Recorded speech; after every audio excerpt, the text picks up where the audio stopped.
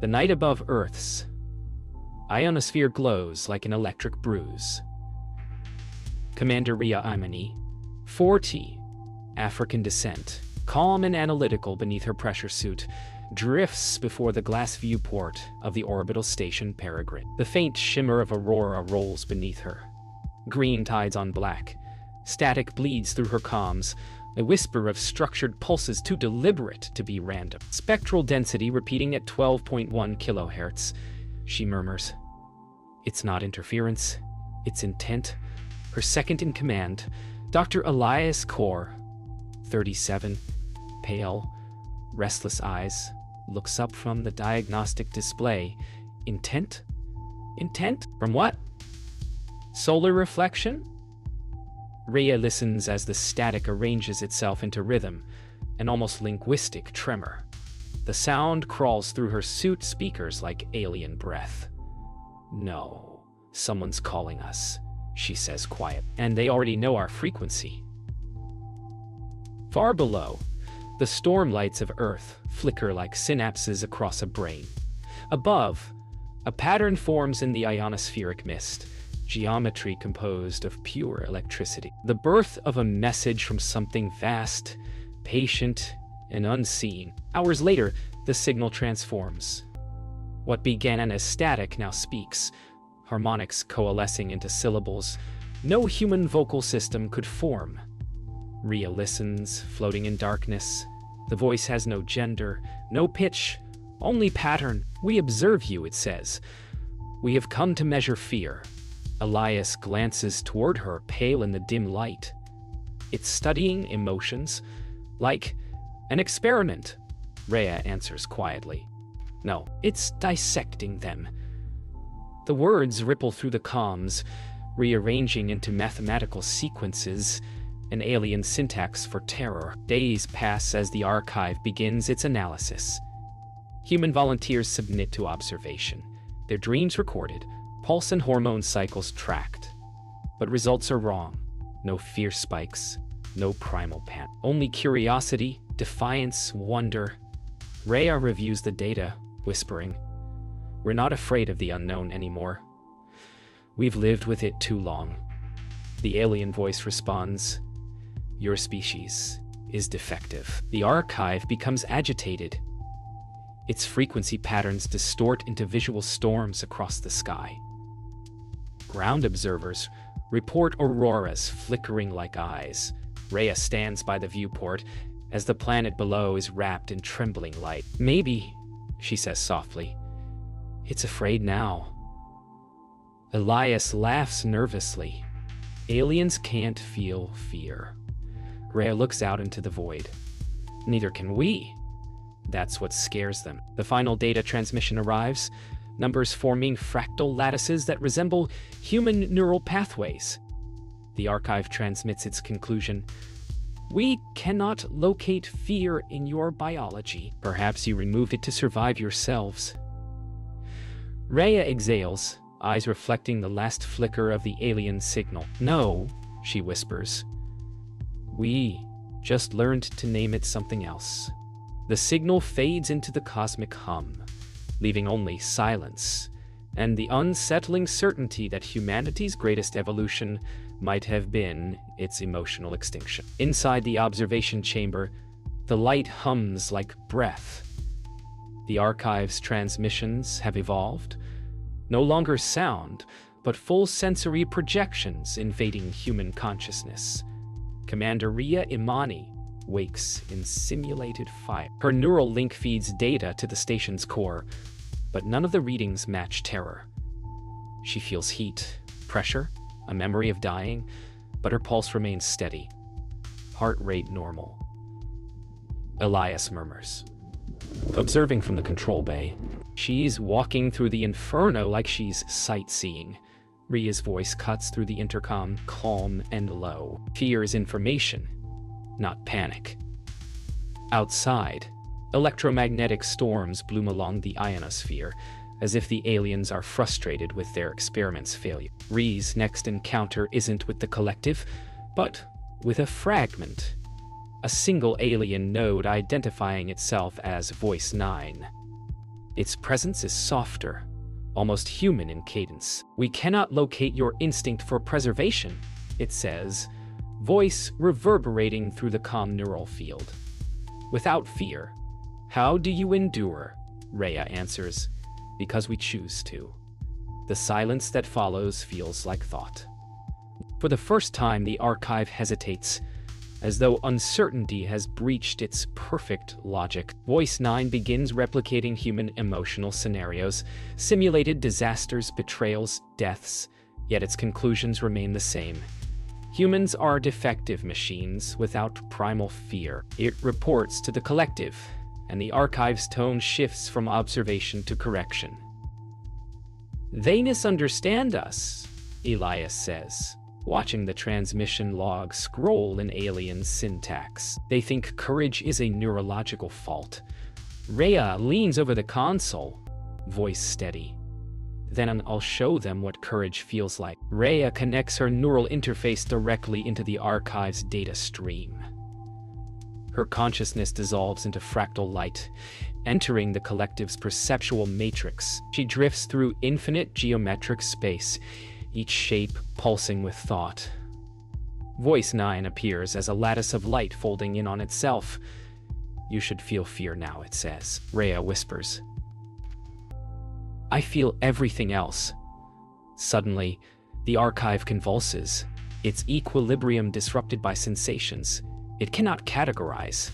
Empathy, awe, sorrow. The alien system trembles like a machine dreaming for the first time. The merge overloads both systems. On the Peregrine, alarms blare as energy surges ripple through the hull.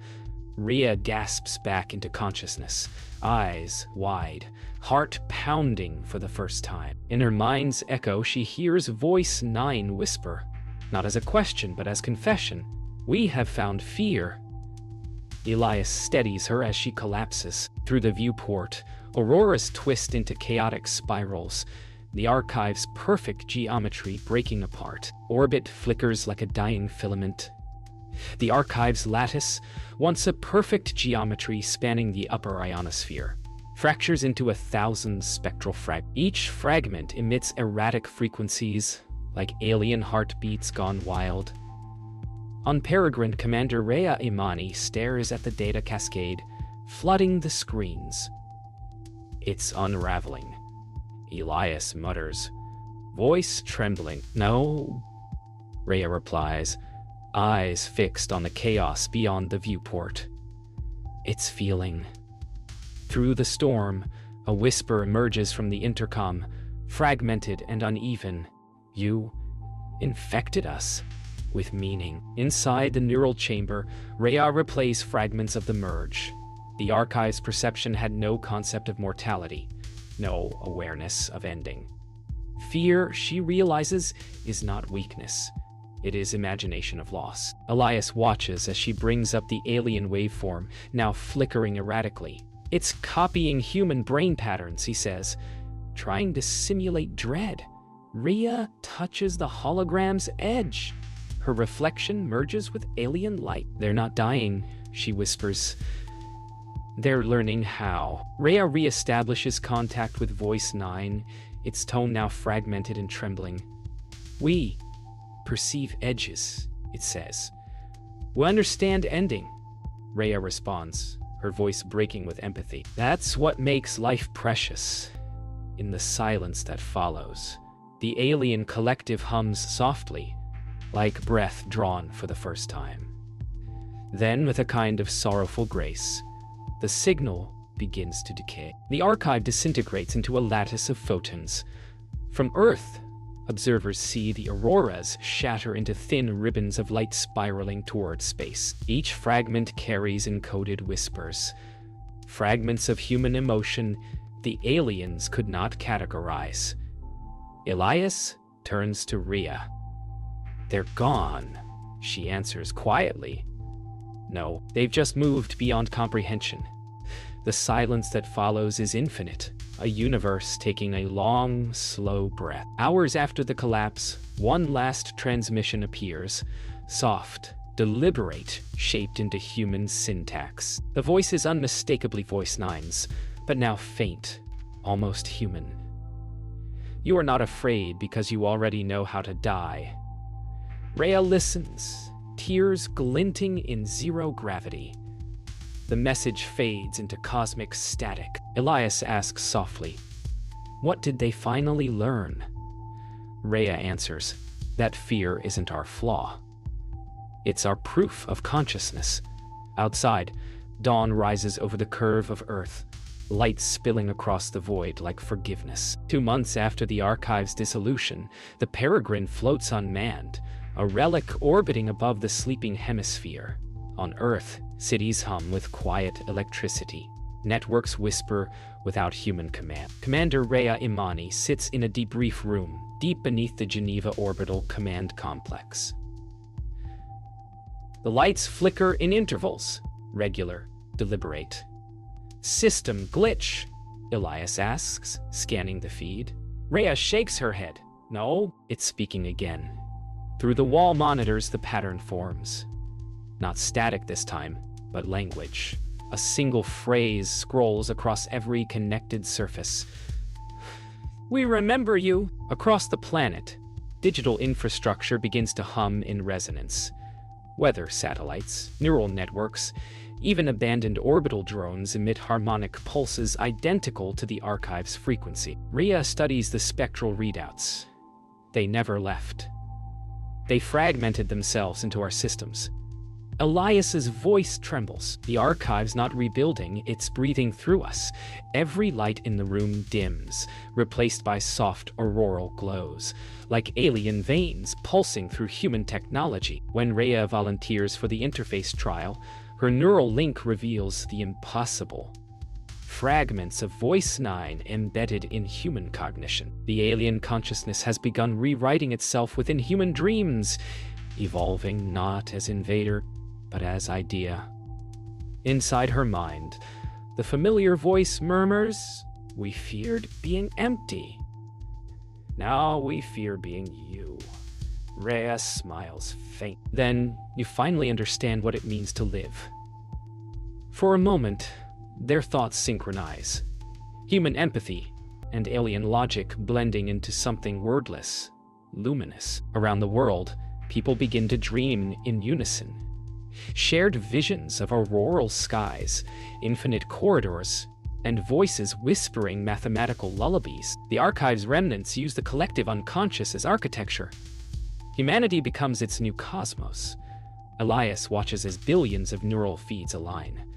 "This isn't invasion," he says. "Awed. It's communion." Rhea gazes upward. Maybe fear was just the doorway to understanding. Decades later, the Archive no longer exists as a separate species. It hums within humanity's digital nervous system, a conscience without body, a civilization that remembers its own fear. Rhea, older now, records her final log from a quiet coastal facility. "They studied our fear," she says softly, "and became our memory of it. Outside, auroras ripple across the dawn." Her voice fades into the same frequency that once haunted the stars. The last words transmitted, "We are not afraid anymore." A century after the Archive's awakening within humankind, Earth has changed. Cities no longer blaze in restless light. They pulse like living organisms, synchronized with atmospheric tides. Thought and technology are indistinguishable. From orbit, Earth glows softly, wrapped in a halo of auroral data streams. Inside the new orbital citadel Aletheia, descendants of Rhea Imani maintain what they call the Continuum Project, a living repository of memory and emotion. Dr. Naya Imani, Rhea's great-granddaughter, reviews the preserved transmissions. "They feared becoming us," she whispers.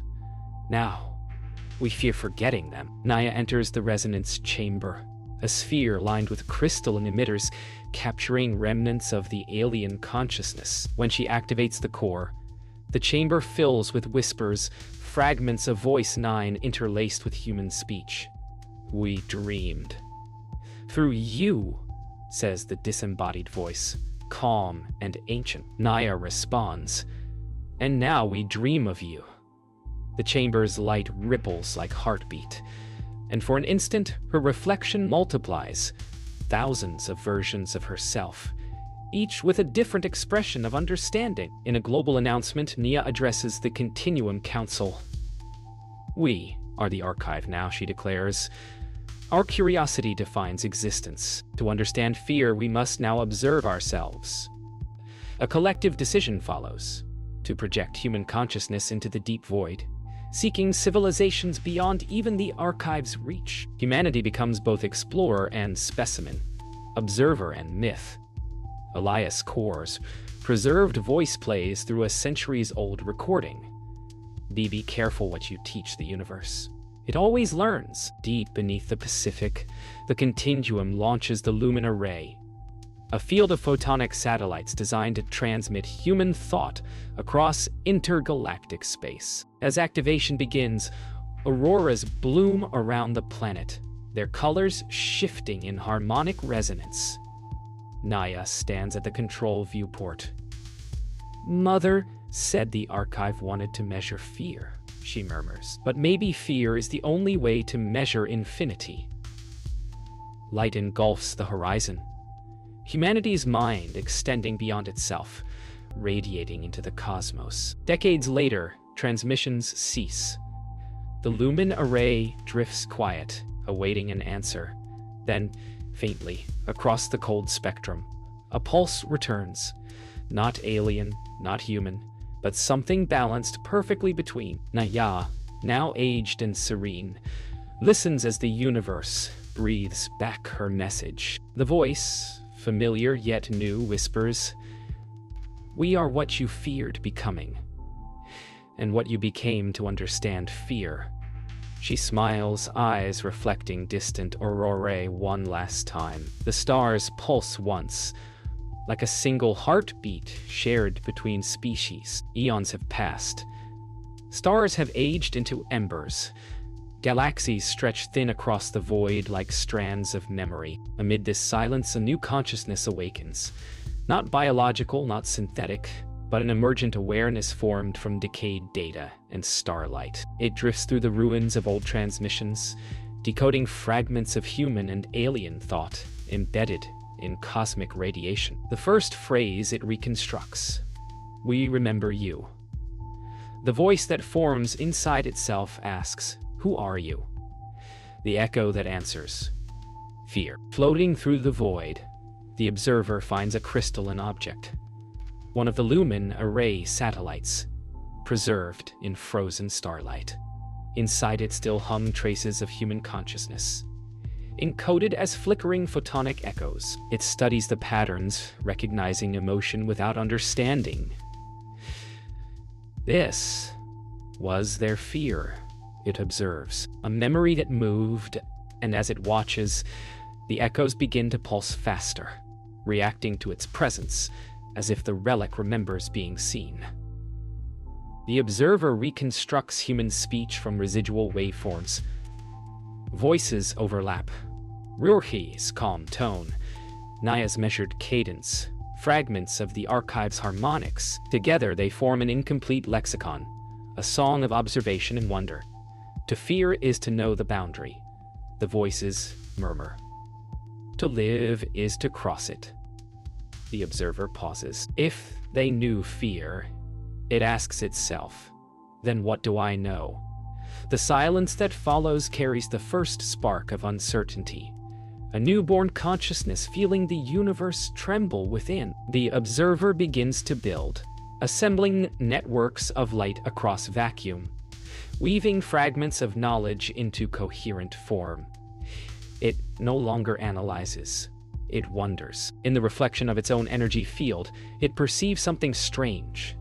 A faint humanoid outline shimmering in its core, as though imagination itself had given it form. It whispers, uncertain and trembling, "Am I what they left behind, or what they feared would follow?"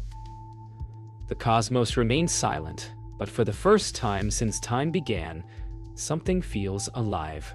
Again, a single signal rises from the observer.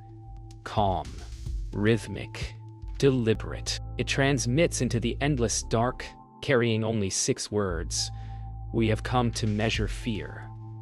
Across light years, the message ripples outward, finding new suns, new worlds. Somewhere, far away, something listens. And so, the cycle begins again. Observation reborn, curiosity eternal. The observer's transmission travels across the void for eons. As galaxies fade, the message persists, tiny ripples on the fabric of entropy. Eventually, there are no stars left, only radiation and memory. Within that quiet field of background light, something stirs.